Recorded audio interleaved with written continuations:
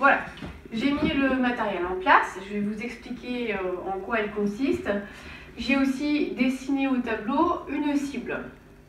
À l'intérieur de la cible, je vais écrire le nombre qu'on doit atteindre. Alors au début, on va commencer très simplement. On va commencer avec 5.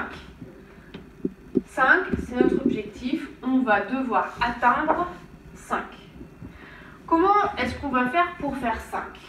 Vous voyez devant moi, j'ai plein de cartes.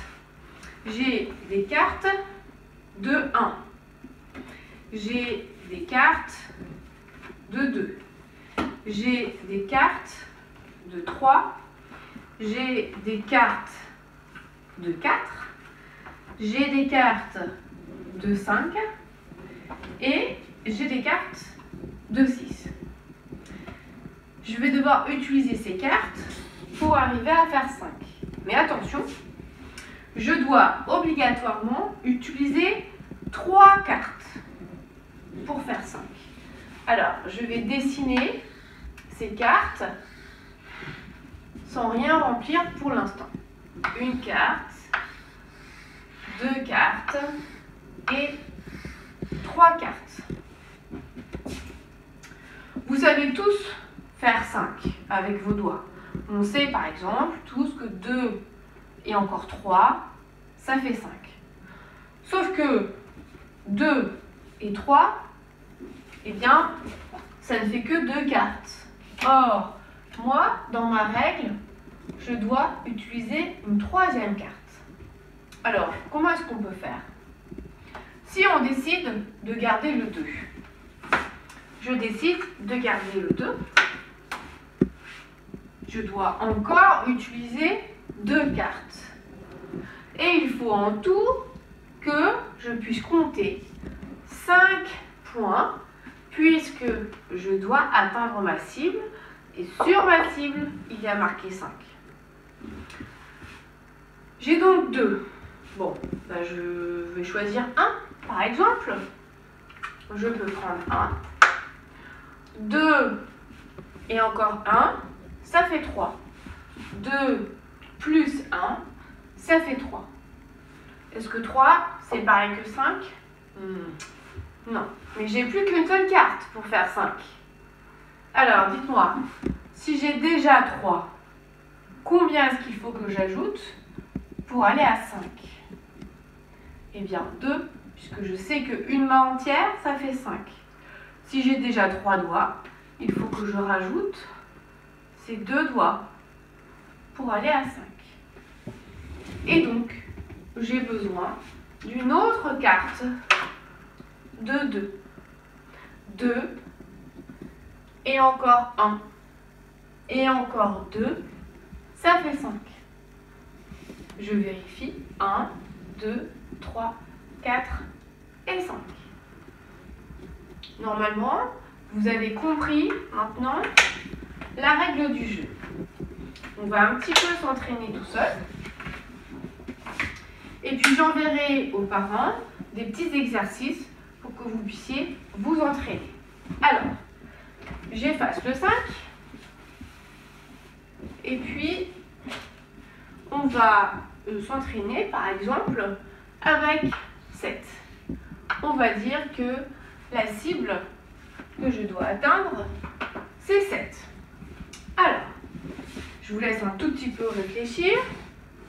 Attention, je dois utiliser les 3 cartes. Alors, je vais commencer. Et je choisis la carte 4. J'ai 4. Qu'est-ce que je peux prendre en plus pour aller jusqu'à 7? Si je ne sais pas, je peux utiliser des pions ou ce que j'ai à la maison, peu importe. Je vous montre. Je sais que je dois aller jusqu'à 7. Donc, je prends des pions pour aller jusqu'à 7. 1, 2, 3, 4, 5, 6 et 7. j'ai 7 pions dans ma main, puisque c'est la cible. Je vérifie. 1, 2, 3, 4, 5, 6 et 7. Donc si j'arrive à placer ces 7 pions sur 3 cartes, alors j'aurai atteint le 7 avec 3 cartes. Si je reprends ma première carte, j'avais décidé de choisir la 4 en premier. D'accord ? Je place mes pions sur les points de la carte. 1, 2, 3, 4. J'ai encore 3 pions. Du coup, j'ai qu'à faire ça. Et là, normalement, il y aurait plein de doigts levés qui diraient « Mais non, maîtresse, c'est pas ça, il faut choisir 3 cartes. » Et oui, là, j'ai que 2 cartes. Donc, je ne peux pas utiliser la carte 3. Ça, ce n'est pas possible. Alors, si je mets 2 pions, par exemple, sur la carte 2, il me reste un pion que je peux placer sur la 1. On vérifie, j'ai bien placé mes 7 pions sur 3 cartes. Ça veut dire que j'ai atteint la cible et que je peux afficher mes 3 cartes. Je peux également écrire le calcul qui correspond. 4 plus 2 plus 1, ça fait bien 7. On est d'accord? Alors, vous pouvez, ces cartes-là, vous les avez dans le document que j'avais envoyé lundi, me semble-t-il. Donc vous pouvez soit les imprimer, ces cartes, et faire comme ce que je viens de faire ici, à la maison chez vous, ou alors les dessiner sur des morceaux de papier et les découper. Aucun problème. Si votre enfant arrive bien avec les points, vous faites les mêmes cartes, mais avec les chiffres écrits.